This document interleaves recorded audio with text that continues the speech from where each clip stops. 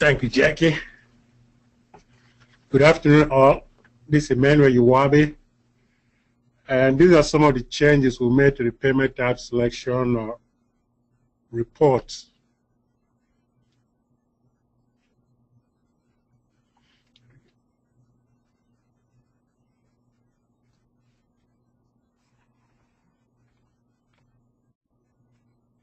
Okay. In October of last year, we made some revisions to our payment type selection manual.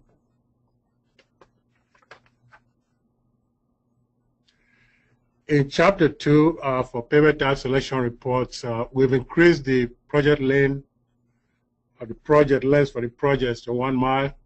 The previous length used to be half a mile.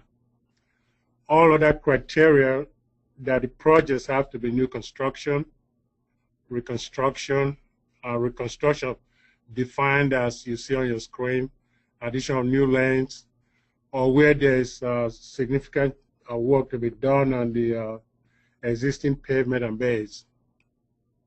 All those still apply for payment type selection reports.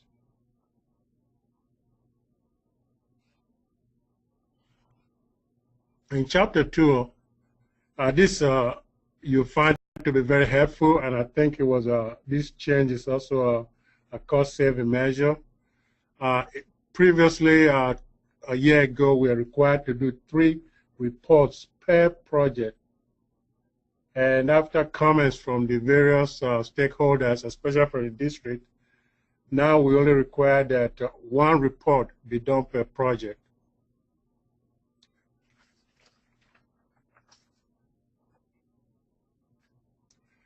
For this initial report, the original payment type selection report should be retained in district office, and a copy of this report should be sent to the state payment design engineer. And that time frame, 6 months prior to construction funds being adopted into the work program, is the same as how it used to be.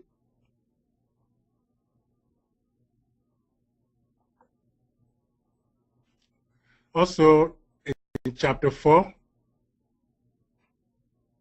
other necessary changes based on comments from you is that we've removed the detailed comment language from the manual, and instead we put it on our spreadsheet too. As you can see, we've now included that another sheet right here on the payment type selection spreadsheet for life cycle cost analysis.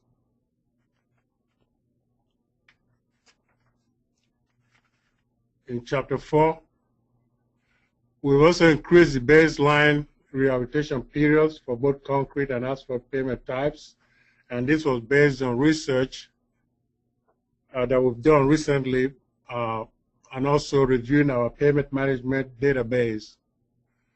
For concrete pavements, we increased the initial rehab period from 20 to 23 years, but the second rehab is at 33 years, same thing, 10 years after the initial rehab. For asphalt pavement, we've increased both the initial rehab period and the second rehab period to 16 years. For asphalt pavement, why we increased that might be because we started using super paved mixes. However, even while we've increased all these baseline periods, doing rehab periods is still project specific.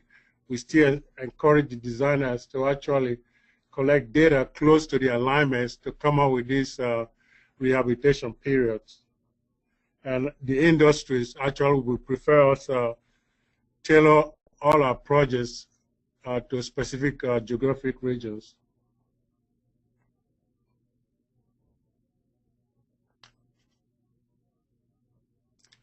Under economic analysis, for consistency in the review of these reports, we require that you use the spreadsheet we provided for life cycle cost analysis. It just helps for consistent review by all those involved, both the department and also the industry.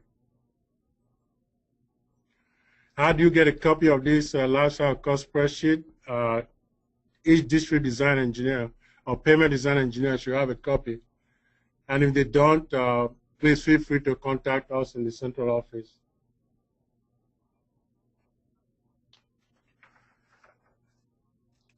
I've reviewed several hundred payment type selection reports, and I really said that I'm going to encourage the districts to do adequate quality control for these reports. And if you look at the manual, we require that these quality control be done by an independent, qualified professional engineer. These reports become public documents, and they should be handled in a very professional manner.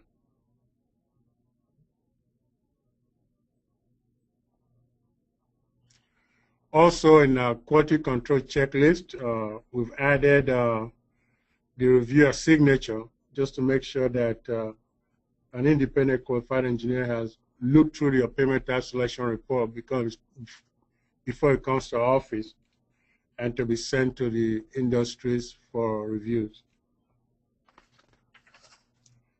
That was all the changes we made to the payment type selection manual. And if you have any questions, we'd be glad to take them.